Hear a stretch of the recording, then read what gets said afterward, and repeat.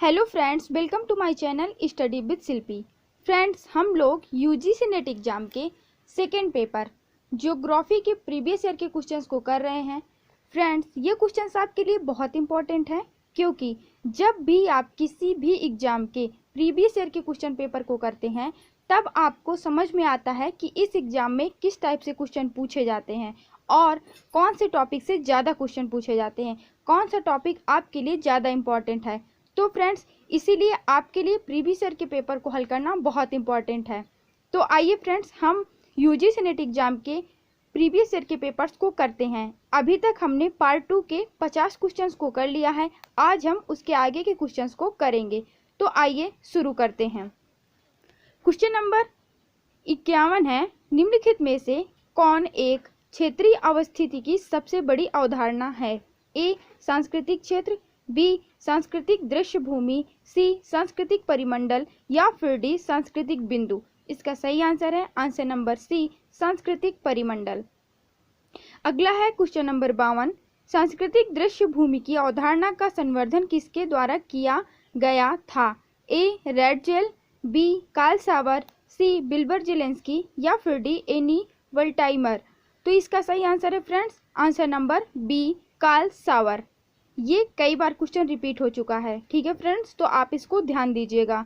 अगला है question number 53, Edward Ullman के मॉडल में यथावर्णित स्थानिक अंतरक्रिया के 3 मूल पहलू कौन से हैं?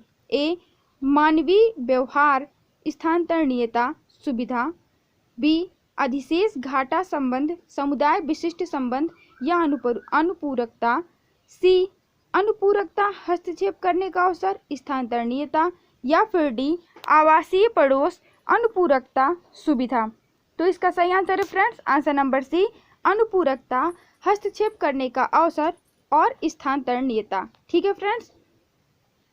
अगला है क्वेश्चन नंबर 54, निम्नलिखित में से किसे ग्रोथ पोल सिद्धांत में भौगोलिक स्थान की अवधारणा सम्मिलित करने का श्रेय दिया गया है?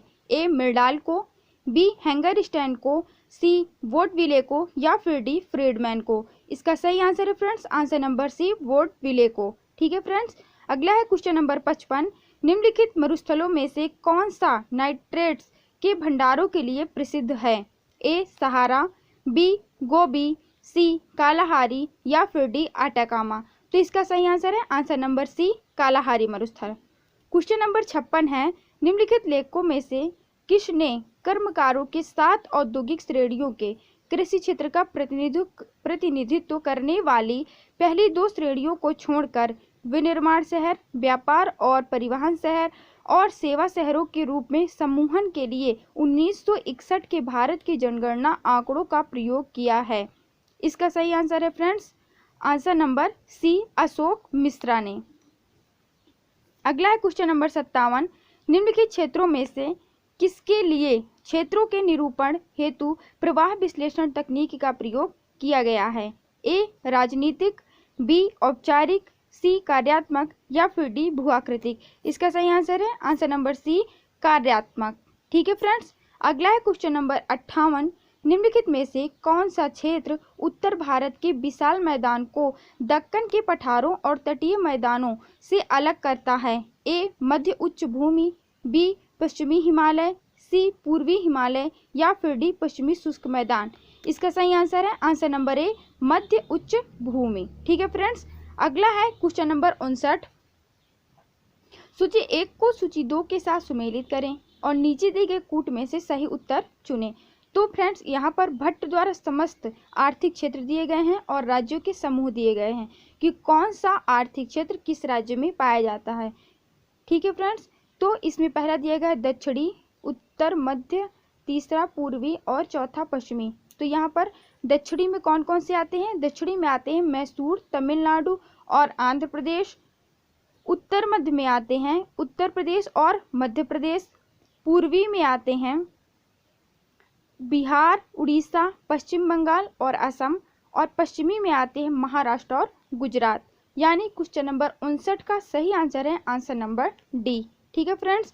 अगला है क्वेश्चन नंबर 60, सूची 1 को सूची 2 के साथ सुमेलित कीजिए और नीचे दिए गए कूट में से सही उत्तर का चयन कीजिए। यहाँ पे फ्रेंड्स आपको विद्वान दिए गए हैं और उनके द्वारा दी गई परिभाषाएं दी गई हैं और आपको इसका सही सुमेल करना है। यहाँ पर पहले विद्वान दिए गए हैं OH के स्पेट, दूसरे टेरे और पीटरसन, तीसरे रिचर्ड्स और सुब्बा राव और डी दिए गए हैं आलचिन। अब आपको इनके द्वारा दी गई परिभाषाओं का इनके साथ सही सुमेल करना है। जैसे कि सबसे पहले दिए गए हैं OH के स्पेट, जिन्होंने परिभाषा दी है पर्वतीय दीवार के मूल्यों का निर्धारण इसकी अपनी स्थलाकृति के अलावा उसके आगे की स्थलाकृति से भी निर्धारित होती है। ठीक है, अगले हैं बी नंबर पर टेरे और पीटरसन, जिन्होंने परिभाषा दी है जलवायु परिवर्तनों और प्रारंभिक मानवीय संस्कृतियों के उदय के बीच प्रत्यक्ष संबंध है। ये किसने कहा है? टेरे और पीटरसन ने कहा है। तीसरे दिए गए रिचर्ड और सुब्बा राव, जिन्होंने परिभाषा दी है संस्कृतियों के क्षैतिज विस्तार और पृथक्करण में स्थलाकृतियों की भूमिका। ठीक है फ्रेंड्स, अगले हैं आलचिन, जिन्होंने परिभाषा दी है उत्तर पाषाण युग को अधिक सुदूर क्षेत्रों, आधुनिक जनजातीय समूहों जैसे लोगों के साथ जोड़ा जा सकता है। यानी क्वेश्चन नंबर 60 का सही आंसर है आंसर नंबर ए। ठीक है फ्रेंड्स, क्वेश्चन नंबर 61 है निम्नलिखित में से किसने राजनीतिक भूगोल एवं विदेशी नीति के मध्य संबंध का चित्रण किया था? A Adolf Hitler, B Winston Churchill, C Karl Haushofer या फिर डी ईसा बोमेन। इसका सही आंसर है answer number C Karl Haushofer ने। अगला है क्वेश्चन नंबर 62, निम्नलिखित क्षेत्रों में से किसे योजना आयोग द्वारा पश्चिमी शुष्क क्षेत्र के रूप में वर्गीकृत किया गया है? ए उत्तर बिहार शुष्क क्षेत्र, बी राजस्थान शुष्क क्षेत्र, सी NEFA या नेफा क्षेत्र और डी पश्चिम बंगाल द्वार। इसका सही आंसर है friends answer number B Rajasthan शुष्क क्षेत्र। ओके फ्रेंड्स, अगला है क्वेश्चन नंबर 63, भारत के योजना आयोग की स्थापना किस वर्ष की गई थी? ए 1950, बी 1952, सी 1960 या फिर डी 1965। इसका सही आंसर है आंसर नंबर ए 1950 में, यानी भारत के योजना आयोग की स्थापना 1950 में की गई थी। ठीक है फ्रेंड्स, अगला है क्वेश्चन नंबर 64, निम्नलिखित लेखकों में से किसने वह मॉडल प्रस्तुत किया जो भारत में दूसरी योजना में योजना रणनीति का आधार बना? A Harrod, B Mahalanobis, C Domar या फिर डी डांडेकर। इसका सही आंसर है answer number B Mahalanobis. Question number 65 है एलिमेंट्स ऑफ रीजनल इकोनॉमिक्स नामक पुस्तक किसने लिखी है? ए हार्वे एस पलॉफ, बी जीन फोप्स, सी एनोटोनी कुकलिंस्की या फिर डी हैरी डब्ल्यू रिचर्डसन। तो इसका सही आंसर है answer number D Harry W Richardson. Okay friends, अगला है क्वेश्चन नंबर 66, नीचे दो कथन दिए गए हैं, एक को अभिकथन ए और दूसरे को तर्क आर के रूप में दिया गया है। नीचे दिए गए कूटों में से सही उत्तर चुनें। अभिकथन ए है मानचित्र जो समानतया विभिन्न विशेषता सूचना को संदर्भित करते हैं को कॉम्प्लेक्स थीमेटिक मानचित्र कहा जाता है। तर्क बी कॉम्प्लेक्स थीमेटिक मानचित्रों का प्रयोग पृथ्वी की विभिन्न विशेषताओं और कार्यकलापों की अवस्थितियों को दर्शाने के लिए किया जाता है।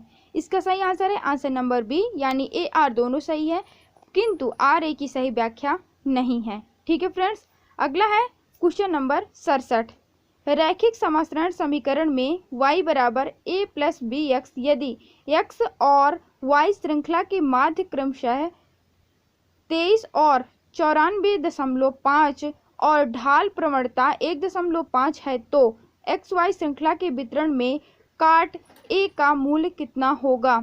इसका सही आंसर है आंसर नंबर सी 60।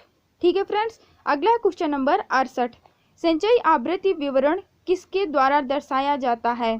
ए हिस्टोग्राम या फिर आयतचित्र, बी आवृत्ति वक्र, सी पाई आरेख या फिर डी ओग्यू। इसका सही आंसर है आंसर नंबर डी ओग्यू के द्वारा। अगला है क्वेश्चन नंबर 69, निम्नलिखित में से कौन सा कथन सही है? ए हिमालय का निर्माण भूपर्पटी के भ्रंशन के कारण हुआ था, बी हिमालय प्राचीनतम पर्वत श्रृंखला है, सी हिमालय कैलिडोनियाई पर्वत समूह का अंग है या फिर डी हिमालय की उत्पत्ति टेथिस सागर से संपीड़ित होने का परिणाम स्वरूप हुई। इसका सही आंसर है आंसर नंबर डी हिमालय की उत्पत्ति टेथिस सागर से संपीड़ित होने के परिणाम स्वरूप हुई। ठीक है फ्रेंड्स, अगला है क्वेश्चन नंबर 70, नीचे दो कथन दिए गए हैं, एक को अभिकथन ए और दूसरे को कारण आर के रूप में दिया गया है। नीचे दिए गए कूटों में से सही उत्तर चुनें। अभिकथन ए है, तराई क्षेत्र कछारी जैसी दृश्य भूमि का प्रतिनिधित्व करता है। तर्क बी, तराई क्षेत्र अवधावड़ का क्षेत्र है जहां महीन रेत, गोद और मृत्तिका निकलती हुई धाराओं के द्वारा जमा होते हैं। तो इसका सही आंसर है आंसर नंबर ए, यानी ए आर दोनों सही है और आर ए की सही व्याख्या है। ठीक है फ्रेंड्स, अगला क्वेश्चन नंबर 71, भू अभिनति का समग्र सिद्धांत किसके द्वारा प्रस्तुत किया गया था? ए हॉल और डाना, बी ई हॉग, सी जे ए स्टीयर्स या फिर डी जे डब्ल्यू इवांस। तो इसका सही आंसर है आंसर नंबर बी ई हॉक द्वारा। अगला है क्वेश्चन नंबर 72, भारतीय प्लेटों पठार का अस्तित्व किसका कारण है या फिर किसके कारण है? ए संपीड़न बल, बी तनाव बल, सी उन्मज्जन या फिर डी अवतलन। तो इसका सही आंसर है आंसर नंबर सी उन्मज्जन। अगला है क्वेश्चन नंबर 73, रिया किसका उदाहरण है?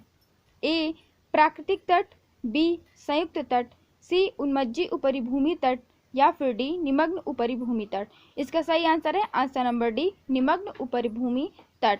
ओके फ्रेंड्स, अगला है क्वेश्चन नंबर 74, नीचे दो कथन दिए गए हैं, एक को अभिकथन ए और दूसरे को कारण आर के रूप में दिया गया है। नीचे दिए गए कूट में से सही उत्तर चुनें। तो यहाँ पे अभिकथन ए है, सुदूर संवेदी दूर से बिना भौतिक संपर्क के पृथ्वी की वस्तुओं के बारे में आंकड़े प्राप्त करने का विज्ञान और कला है। तर्कार, आंकड़ों का संग्रह वायुयान और उपग्रह में अधिष्ठापित सुदूर संवेदियों के माध्यम से किया जाता है।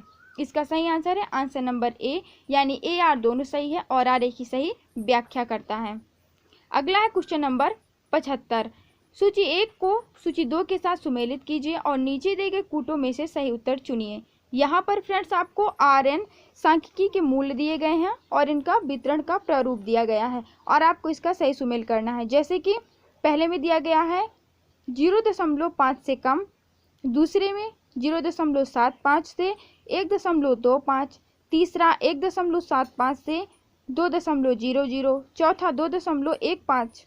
तो इसका अब आपको सही सुमेल करना है, यानी 0.5 से कम समूह बनने की प्रवृत्ति है, 0.75 से 1.25 यादृच्छिक की प्रवृत्ति है, 1.75 से 2.00 एक रूप होने की प्रवृत्ति है और 2.15 या 2.15 पूर्ण एक रूप है। ठीक है फ्रेंड्स, तो इसका सही आंसर है क्वेश्चन नंबर 75 का सही आंसर है आंसर नंबर सी। ठीक है फ्रेंड्स, तो फ्रेंड्स हमने पार्ट 2 के 75 क्वेश्चंस कंप्लीट कर लिए हैं। अब इसके आगे के क्वेश्चन हम अपनी नेक्स्ट वीडियो में करेंगे। फ्रेंड्स, अगर आपको ये वीडियो पसंद आई हो तो प्लीज़ इस वीडियो को लाइक करें, शेयर करें और चैनल को सब्सक्राइब करें। Thank you for watching this video.